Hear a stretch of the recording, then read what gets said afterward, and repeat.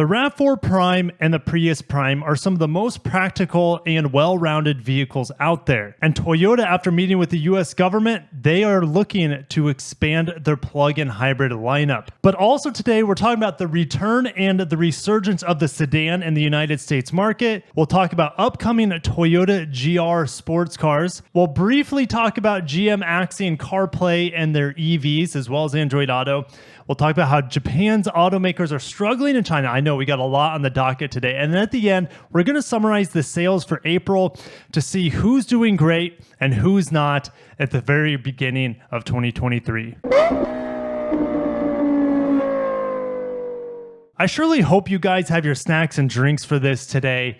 I am very excited to bring you some good news in terms of Toyota's electrification strategy. The beginning of April 1st, Koji Sato took the reins of Toyota in place of Akio Toyoda, grandson of the founder of Toyota. When Koji got in, one of the first things he did was double down on the commitment to battery electric vehicles, plug-in hybrids, etc. Adding electrification is very important to Toyota with their multi-pronged strategy. And two executives from Toyota has met up with John Podesta of the White House. But he says on producing electric vehicles, it is now, meaning Toyota is now fully committed after he met with senior execs. He says, I think they're going to stick with plug-in hybrids for a while, maybe longer than some of the other companies, but they're now fully committed under their new leadership to electrification. And the government thinks that fully electric vehicles will take up 2/3 of the market by 2032. And that's full battery electric vehicles. And that's not including plug-in hybrids. Luckily, the government has said that they don't plan on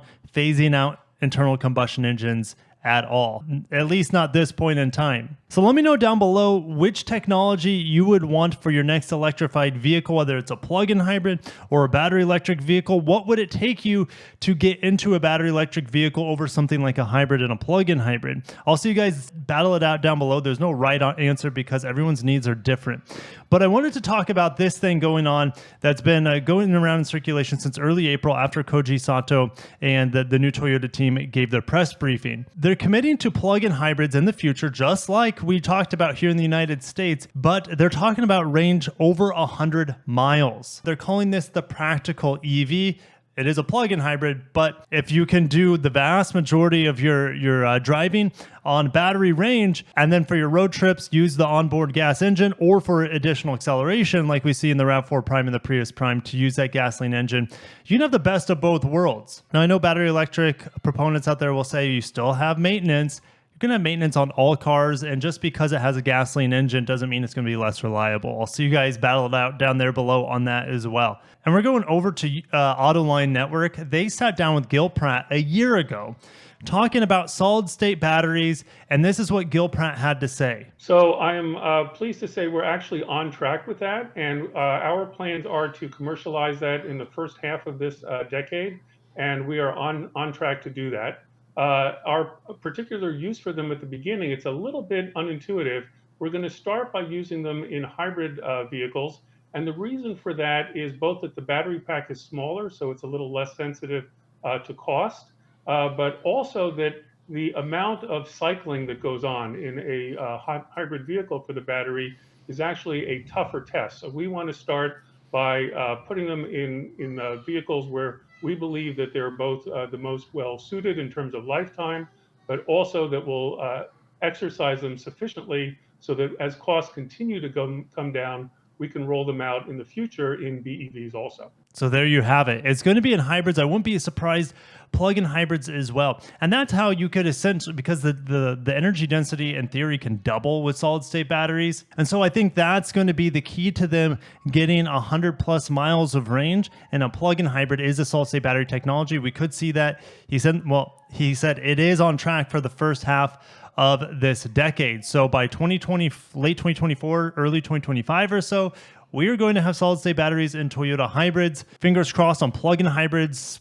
mid to end of the decade, so we can have our cake and eat it too, with insane amounts of plug-in range on a hybrid, as well as the no range anxiety situation going on as well. Moving over to automotive news, we're going to talk about the sedan making a comeback potentially. It has reached rock bottom in 2022. the sedan, the coupe, the sports car genre. It is all kind of lumped together because trucks, crossovers, SUVs are the rest of it. Anyways, 21.1% in 2022 was the sedan market. But in early 2023, the market is actually growing for sedans once again. Now, it's only 0.3 percentage points, but you can think essentially battery electric vehicles like the Model 3, because they're more efficient in sedan form, more aerodynamic, they're lighter in theory as well. So we're going to see sedans be more and more popular as we go further into this decade. I'm almost positive of it. So we get not only better range on battery electric vehicles, but we get also better fuel economy on sedans, wagons. Fingers crossed on wagons, right? That's my pipe dream. It's kind of sad seeing the top 10 vehicles here in 2012 just kind of fall off the map in terms of volume. And some of them just get discontinued altogether, like the Fusion and the Focus. The Cruise is gone. The Prius, rest in peace, because even though the new one's the most desirable Prius ever, it's not going to be anywhere near 200,000+ volume. Fingers crossed they can get to that in the next few years. They would have to open up more assembly lines in Japan to do that. But really, the heyday of the Prius seems to be gone at this point. It hurts for me to say that as a Prius owner, and fingers crossed Prius Prime owner, just waiting for that vehicle to come in. It's not looking good though for the near future. Dodge Charger in 2012 actually sold 82,000 units, so the volume there has kind of been flatlined, but the Forte sneaks into there. But it's just really sad to see the volume drop. But I'm hopeful in the era of electrification that sedans, more fun cars, and more practical cars will be available to us at lower prices. And that's another reason why automakers have been pushing crossovers so much, is that they have higher profit margins on them. They can charge more for them. And yes, hopefully we can get more all-wheel drive in sedans as well. We're going to talk about GR sports cars. Koji Sato has said that more GR sports cars are coming. We have this MR2 looking vehicle. We talked earlier this week about the new Supra, how we're going to get another BMW joint venture Supra. And there's also a rumored another battery electric vehicle Supra that could be coming, but that could also be called something else like the Celica. So both of those should be coming in 2025. I don't think the GR86 has life after the second generation that we're on right now. I think the GR Corolla will continue to go for another generation after this generation, probably the GR Yaris as well. So GR is far from dead, and once internal combustion engines, God, hopefully never anytime soon, but I could see them switching over to battery electric vehicles maybe a decade from now in the early 2030s for the GR sports cars. So just because gasoline is being phased out, or at least internal combustion in theory is being phased out, keep your hopes up, because Europe just reversed their stance on internal combustion engines, saying that they can run on e-fuels or synthetic fuels to keep other emissions down in the future. All right, back to automotive news. GM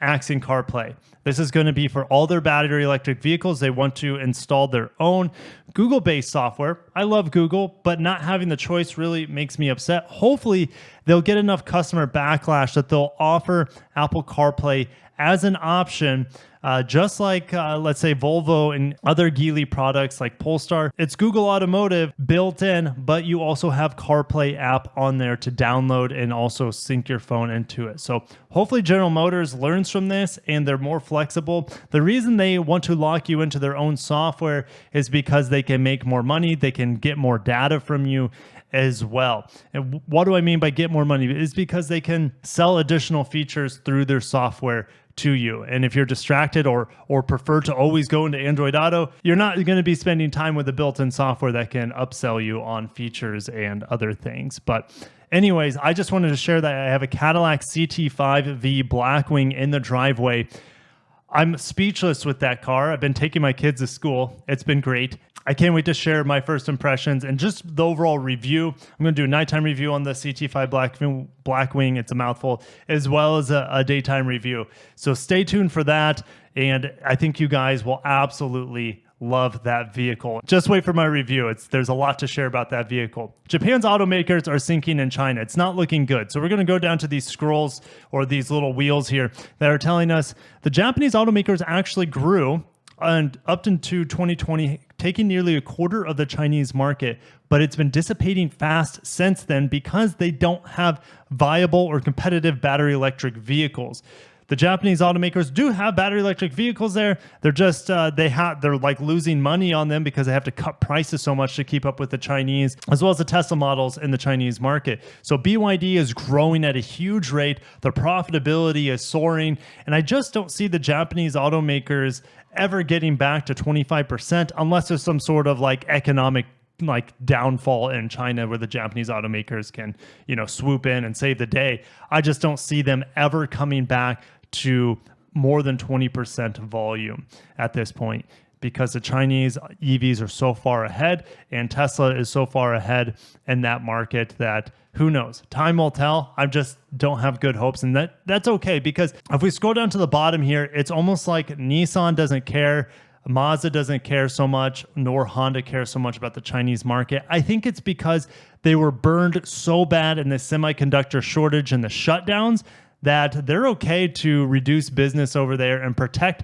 their global supplies and reduce their reliance on China. So I think that's also a big reason why they're far behind in China, is that they also are becoming disinterested in the market there. But we're going to keep moving.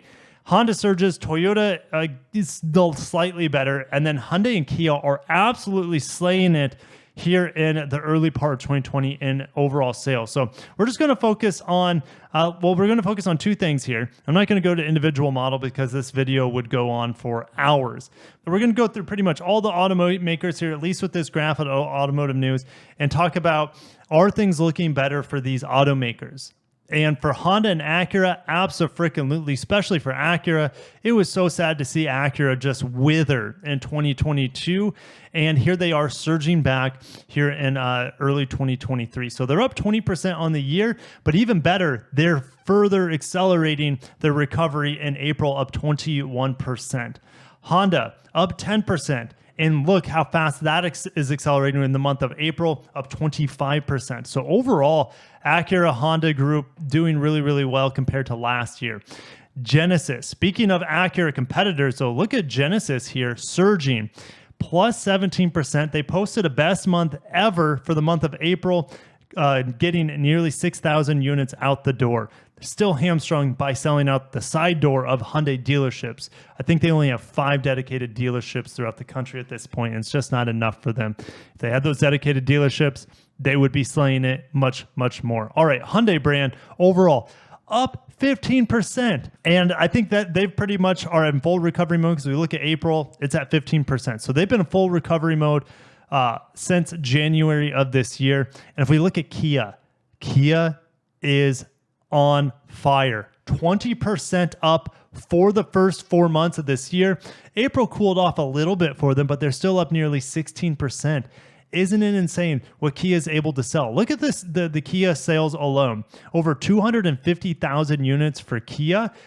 They're 100,000 units behind Honda. And if you combine all the Koreans, they are like 500 plus thousand, where Honda's at 400,000. Isn't it crazy how fast they've grown? If we go to Mazda, very modest growth here, but this will explode as the CX-90 reaches volume here in the States. If you missed my reviews, my nighttime and my daytime family review, amazing 3-row crossover, knocking on the doors of luxury, also offering mainstream driving mechanics and practicality that you just don't see with the inline 6 rear-wheel drive platform, with the option of a plug-in hybrid that I can't wait to drive and test as well. The CX-90 actually sold 845 units the first month of it being on sale. So far, 1,100 units, but I expect that to grow and grow and grow as time goes on. And look, only 18 plug-in hybrids have been sold for the CX-90. They're essentially vaporware at this point.